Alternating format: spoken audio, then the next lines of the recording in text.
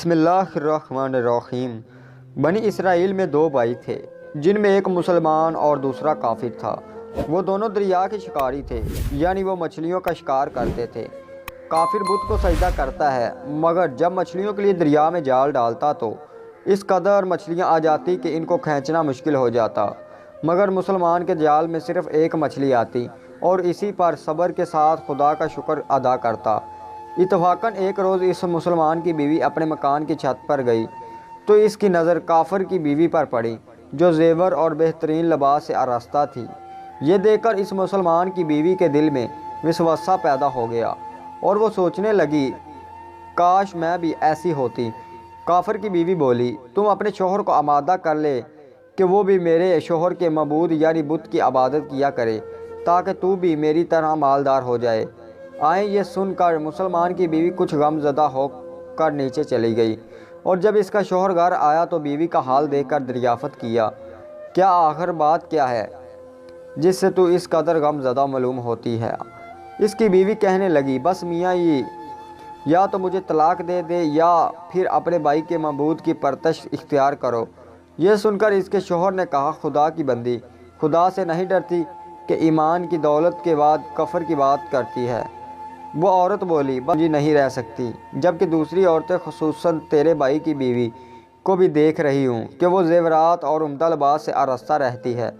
جب اس مرد مومن نے دیکھا کہ عورت ضد پر اتر آئی ہے اور اس کا اصرار حد سے بڑھ چکا ہے تو اس نے عورت کو تسلی دی اور کہا، اچھا گھبرانے کی ضرورت نہیں، میں کل سے کاریگروں اور مزدوروں میں جا کر محنت کر کے تجھے روزانہ 2 درہم دیتا رہوں گا اور درہم سے تم اپنی حالت درست کر لینا۔ یہ سن کر عورت کو کچھ تسکین حاصل ہوئی۔ صبح سویرے وہ مرد مومن مزدوری کی تلاش میں نکلا، لیکن کسی نے اس کو کام پر نہیں لگایا۔ وہ پھرتا رہا، شہر شہر گاؤں گاؤں کی خاک چھانتا رہا، لیکن کسی نے اس کی مدد نہیں کی۔ بالآخر وہ مایوس ہو کر دریا کے کنارے پہنچا اور شام تک اللہ تعالیٰ کی عبادت میں مصروف رہ کر رات کو جب گھر آیا تو بیوی نے دریافت کیا، میاں آج تم کہاں تھے؟ وہ کہنے لگا، میں بادشاہ کی خدمت میں تھا، بادشاہ نے مجھے سے 30 دن کام کرنے کی شرط رکھی ہے۔ بیوی کہنے لگی، آخر وہ بادشاہ تم کو کیا دے گا؟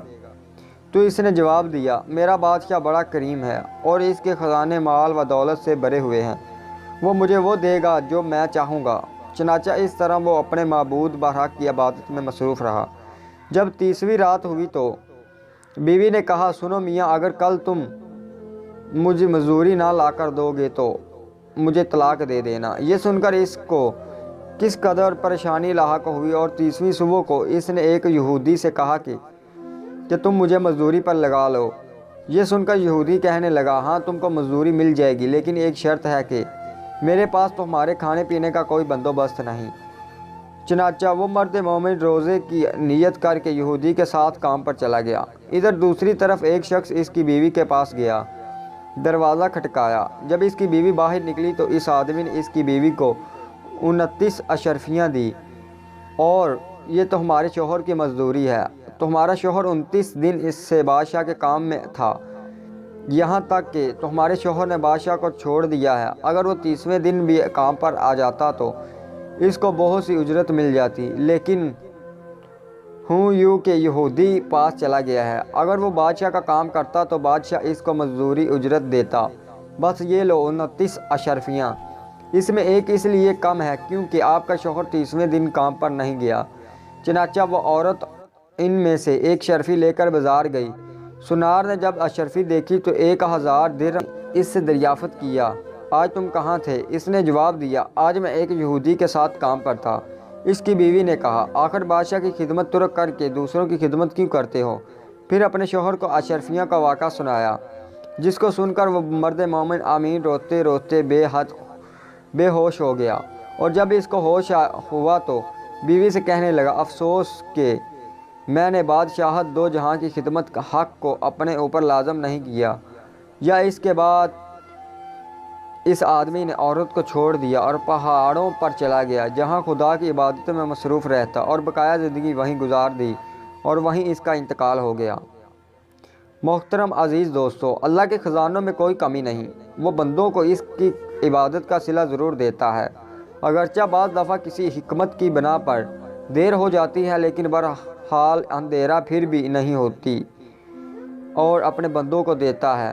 اللہ تعالی ہم سب کو صبر شکر کے ساتھ رہ کر زندگی گزارنے کی توفیق عطا فرمائے، آمین یا رب العالمین۔